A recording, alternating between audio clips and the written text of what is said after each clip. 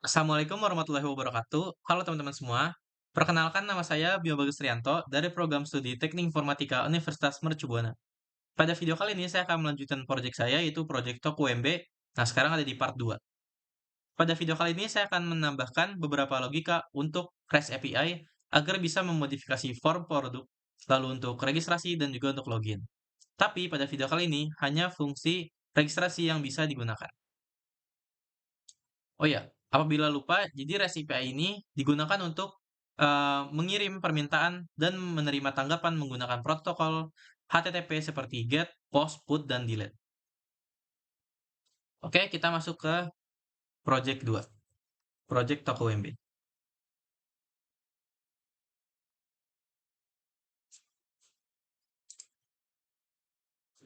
Oke, kita masuk ke project Toko UMB-nya. Karena saya mau nambahin REST API pada project Toko UMB-nya, jadi pertama kita tambahin dependencies. Yang pertama adalah HTTP, lalu yang kedua dependensinya itu shared preferences. Nah, di sini ada shared preferences, yaitu digunakan untuk menyimpan, mengambil, dan menghapus token. Jadi token ini sebagai jembatan antara kode dengan API-nya. Oke, kalau ditambahin dependencies-nya, pertama kita buat folder helpers. Jadi folder helpers ini digunakan untuk menyimpan API-nya, API-nya. Pertama, kita set dulu userinfo.dart. Di sini ada import, dia mengimport library yang dibutuhkan, yaitu shared references. Nah, kita definisikan kelas userinfo ini untuk mengelola informasi pengguna yang disimpan di penyimpanan lokal. Pertama ada future set token string value async. Ini ada metode asinkron, yaitu untuk menyimpan token dengan tipe string value. Jadi ada final shared preferences pref sama dengan await shared preferences dot get instance. Ini ada untuk mendapatkan instance dari shared preferences. Ada return pref set string token value. Ini untuk menyimpan value dengan key-nya adalah token. Lalu selanjutnya ada future string get token async. Ada metode asinkron yaitu untuk mengambil tokennya. Tadi menyimpan, sekarang mengambil token. Lalu ada ini sama final share preferences await share preferences dot get instance untuk mengambil get instance dari share preferences. Lalu ada return pref get string token yang untuk mengembalikan nilai dari key-nya yaitu key token. Selanjutnya ada future set user ID integer value async. Ada metode untuk menyimpan user ID dengan tipe data integer value.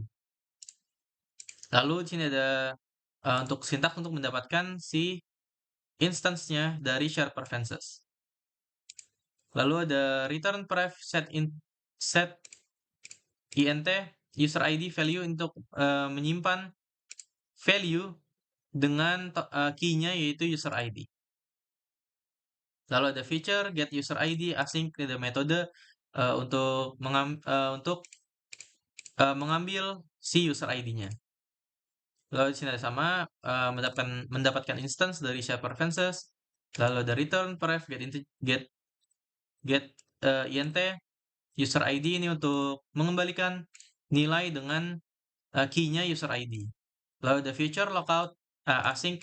Nah, ini ada metode logout. Nah, di sini metodenya yaitu untuk menghapus semua data dari share preferences-nya. Ini ada get instance mendapatkan instance dari share preferences. Lalu di sini untuk menghapus datanya dari share preferences.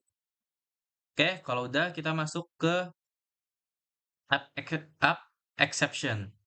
Jadi ada kelas, definisi kelas app exception, implements dari exception. Jadi ini untuk kelas untuk menangani segala kesalahan pada aplikasi. Lalu ada property final message, lalu property final prefix. Jadi ada konstruktor app exception this message dengan parameternya optional this message dan juga this prefix. Jadi ada override string to string. Nah, di sini ada return prefix message.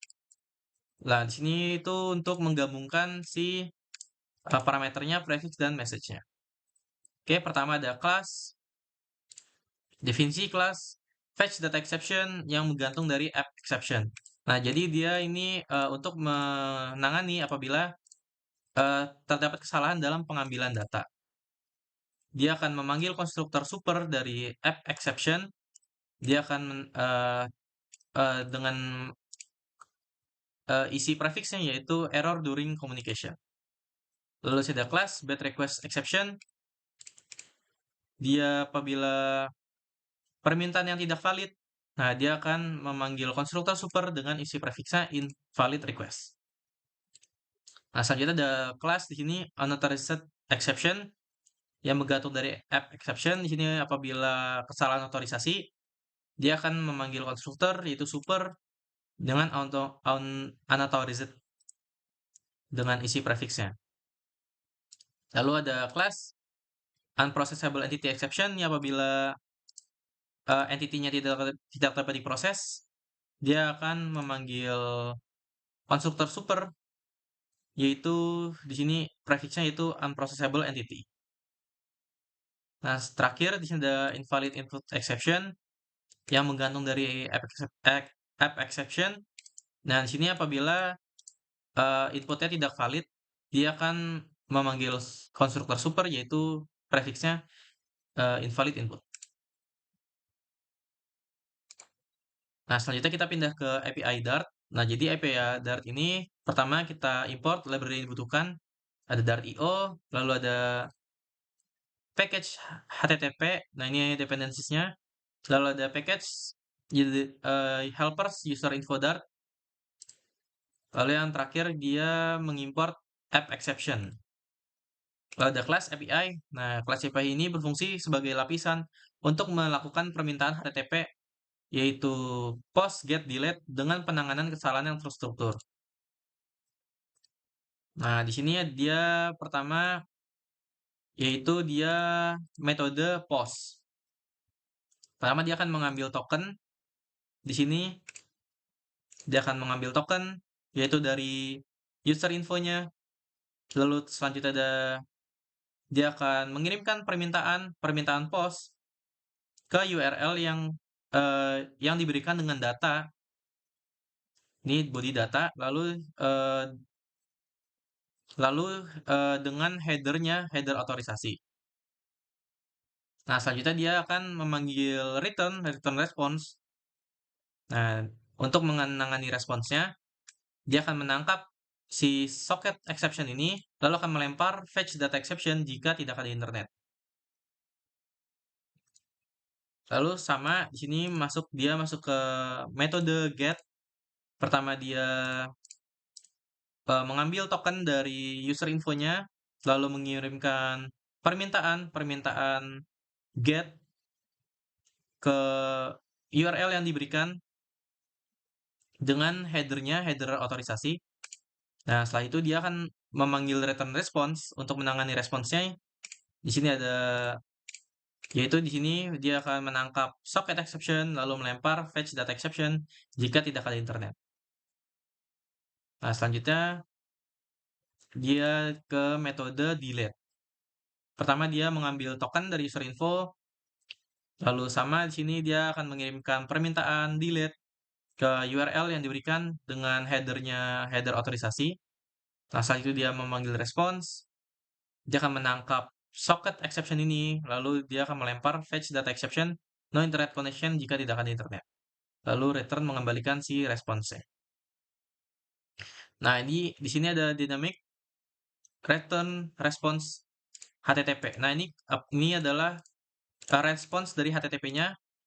Pertama, untuk kasus pertama, case pertama 200, yaitu dia akan mengembalikan response. Nah, jika case 400, 401, 403, 422, 500, nah ini dia akan menampilkan kesalahan. Pertama dari 400, dia akan menampilkan bad request. Lalu pada 403, unauthorized exception. 422, dia akan invalid input exception. Nah, jika defaultnya nih, dia kalau error fetch data exception, kesalahan pengambilan data, dia akan menampilkan pesan error occurred while communication with server with status kodenya. menampilkan status kodenya. Oke, kalau API-nya udah dimasukin, sekarang kita masuk ke API URL.dart. Pertama, kelas API URL mendefinisikan API URL. Nah, di sini kelas API URL ini untuk menyimpan URL dasar dari API dan endpoint spesifik yang digunakan dalam aplikasinya. Pertama, static const string base URL. Nah, di sini base URL ini adalah API yang kita gunakan, yang saya gunakan. Di sini saya API-nya yaitu HTTP 192.168.1.1 API toko public. Ini API-nya. Kalau udah static const string registrasi, base URL registrasi.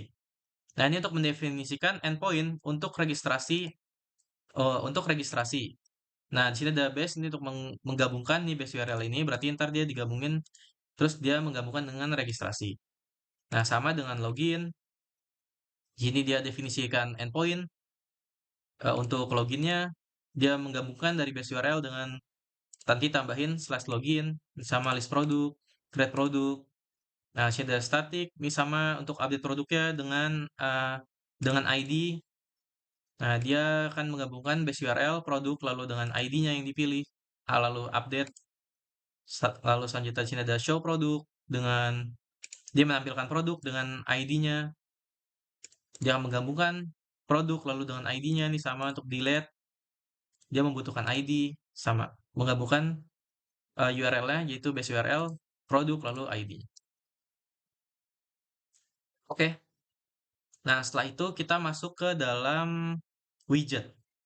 Nah, di widget ini dia terdapat sukses dialog dan juga warning dialog. Nah, di sini dia akan menampilkan sukses apabila berhasil dijalankan. Dia akan menampilkan dialog sukses. Pertama, mengimport library yang dibutuhkan, material Dart. Kelas const, dia mendefinisikan const, yaitu padding, lalu radiusnya juga. Lalu di sini ada kelas sukses dialognya, yaitu menggantung dari stateless widget. Nah, di sini ada property string, void callback, description, dan oke klik. Lalu ada constructor, sukses dialog. Nah, di sini dia dengan parameter opsional, this description, dan this oke klik. Lalu dia buat widget build. Ini penting, yaitu bagian utama dari setiap widgetnya. Di sini dia membuat dialognya. Lalu ada radiusnya juga, untuk warnanya transparan. Lalu selanjutnya untuk dialog kontennya, di sini dia pertama dibuat paddingnya dulu. Lalu untuk box decoration, warnanya putih. Lalu shadow-nya hitam. Dan untuk teksnya sukses nanti tulisannya dengan warna hijau. Lalu align-nya diatur, text style-nya. Nah, di sini ada tombol juga jika dipencet tombol oke. Nih, tombol oke dia akan meng-close dialognya. Nah, selanjutnya ada dialog untuk warningnya. Nah, ini sama. Dia pertama definisikan class const. Di sini ada paddingnya. Ini sama, padding, avatar radius. Lalu bedanya di sini kelasnya yaitu warning dialog yang menggantung dari status widget. Nah, ini sama konstruktor warning dialog dengan parameter opsionalnya di description, di oke klik. Lalu ada widget build di sini. Ini bagian utama dari setiap widgetnya. Widget yaitu dialognya. Nah, di dalam widget build ini terdapat si dialog konten. Nah, ini sama paddingnya diatur. Lalu yang membedakan adalah di sini dia akan menampilkan teksnya gagal dengan warnanya merah. Lalu sama jika diklik OK dia akan close dialog. Oke, nah setelah dari widget kita masuk ke dalam folder block. Nah, jadi di folder block ini yaitu kepanjangannya yaitu business logic component, yaitu folder untuk memisahkan logika dengan tampilannya. Nah, pertama kita mulai dari login block.dart.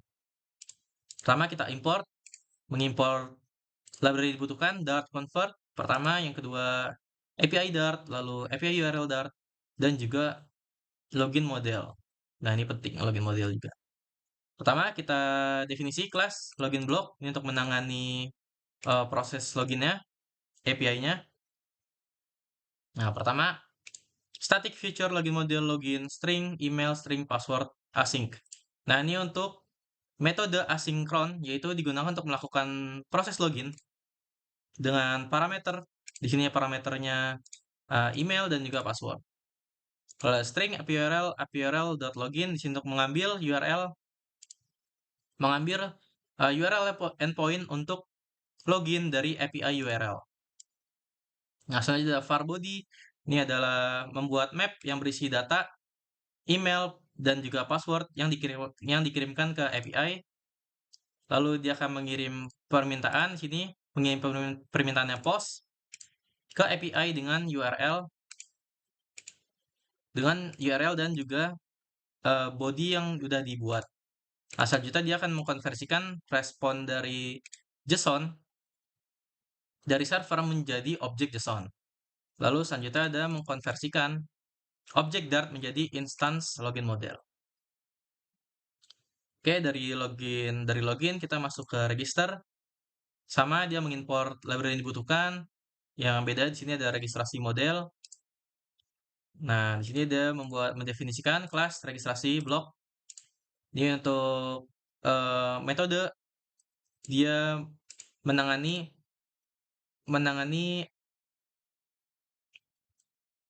proses si registrasinya.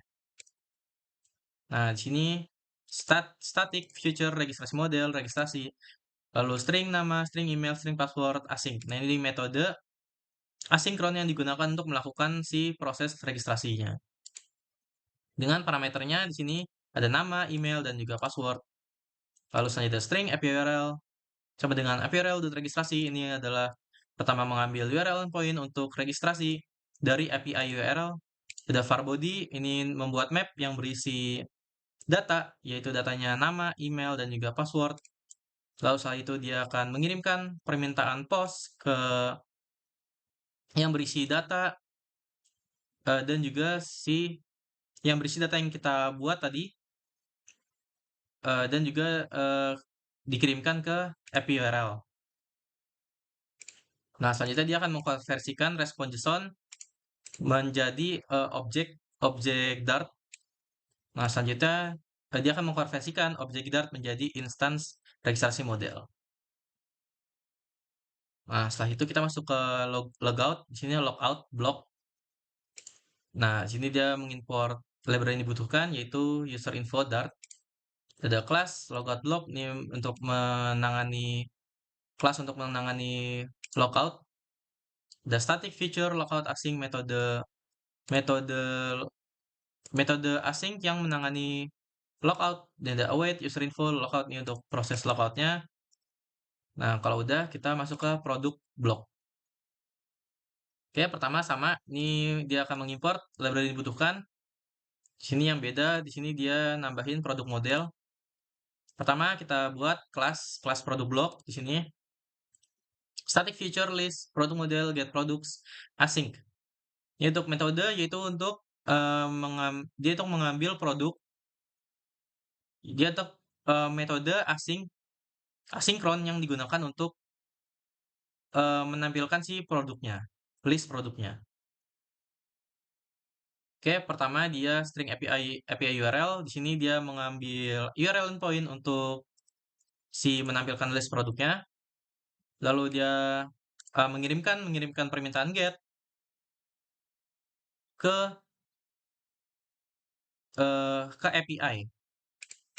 Nah, setelah itu dia akan mengkonversikan objek JSON menjadi objek Dart. Nah, setelah itu dia akan menata di sini, dia akan menata item produknya, lalu dia akan mengkonversikannya ke dalam si instance produk model. Lalu dia mengembalikan si produk. Nah, selanjutnya ada static feature add produk model produk async. Nah, di sini adalah metode asinkron untuk menambahkan produknya. Nah, pertama sama di sini dia mengambil URL endpoint untuk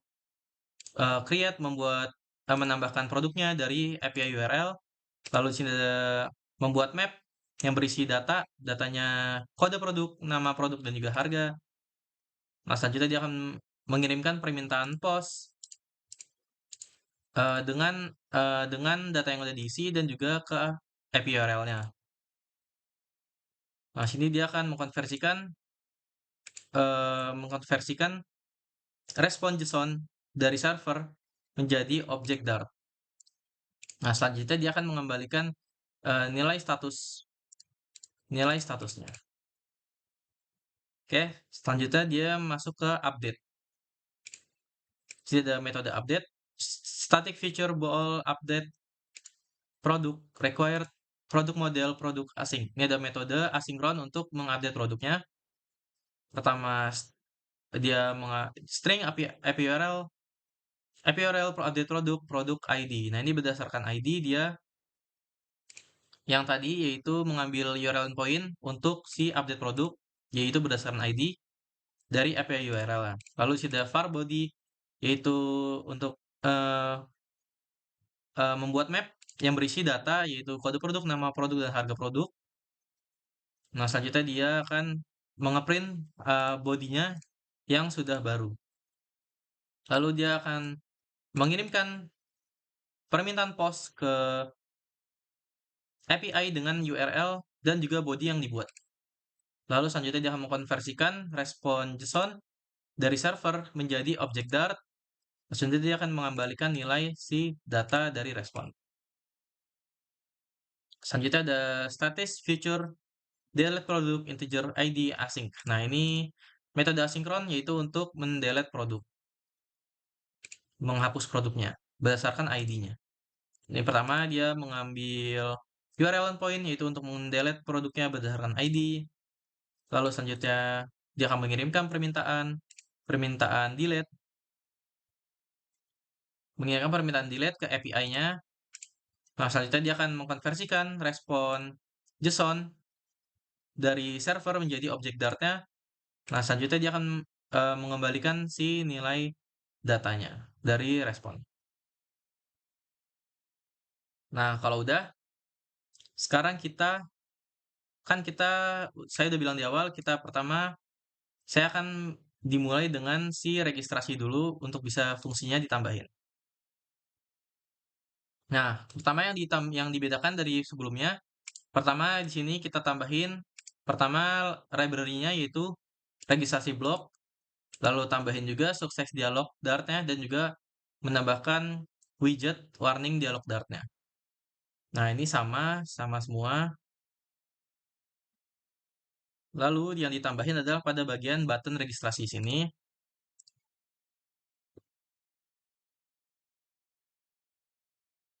Nah, di sini tambahin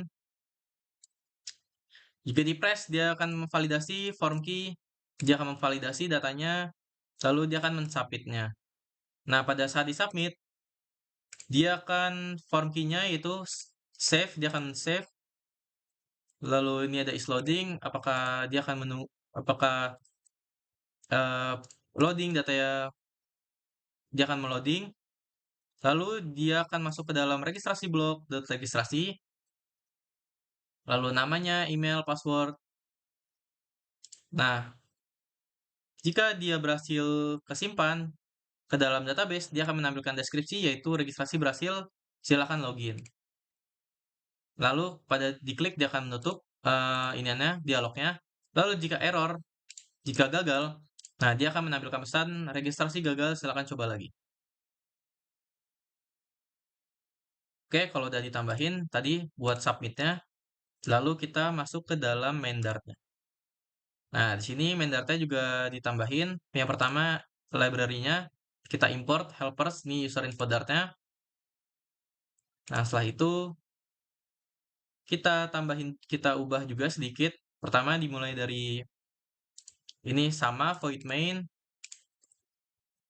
Fungsi main yaitu run app, dia dari widget my app. Nah, ada class my app. Ini untuk meroute aplikasinya. Stateful widget, lalu constructor my app. Nah, di sini dia juga Create state, dia membuat state, yaitu state-nya my app state. Nah, dari kelas my app state, dia menggantung dari state dari my app. Nah, jadi dia ada void init state, jadi pada saat dijalankan, maka si isLogin-nya bakal dimulai. Lalu isLogin di sini dibuat void isLogin, metode asinkron. Dia akan var token, dia akan mengambil tokennya.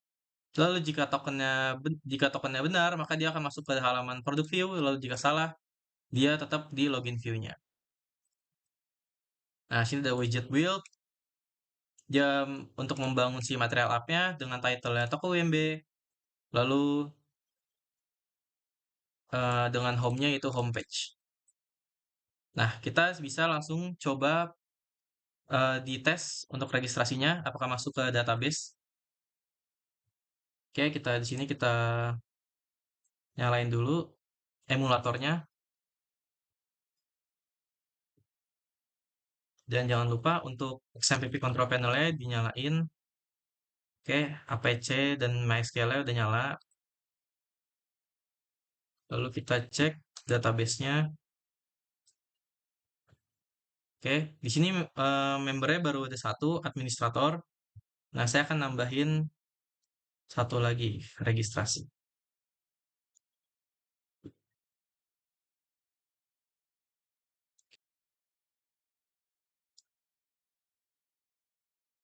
Oke, kalau udah kita bisa langsung tes project yang sudah saya buat.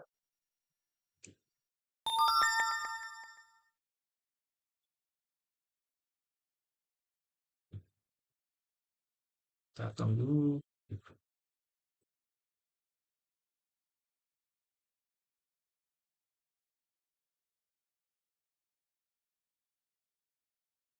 Nah, ini udah muncul.